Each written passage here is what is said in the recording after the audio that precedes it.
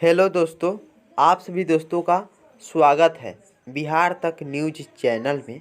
तो देखिए दोस्तों, इस वक्त की सबसे बड़ी खबर ये है कि भोजपुरी के पावर स्टार पवन सिंह भैया जी का सॉन्ग आ गया है, जिसमें अनुपमा यादव जी भी शामिल है।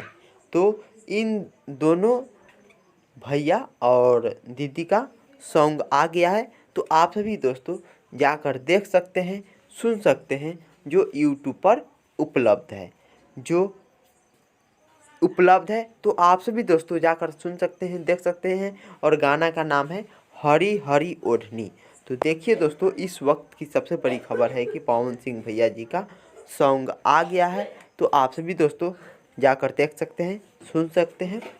और ये सॉन्ग बहुत अच्छा है। तो चलिए दोस्तों, अगले वीडियो के साथ मिलते हैं। वीडियो कैसा लगा कमेंट में बताइए। प्लीज़ भैया, इस चैनल पर नए होंगे तो सब्सक्राइब कीजिएगा।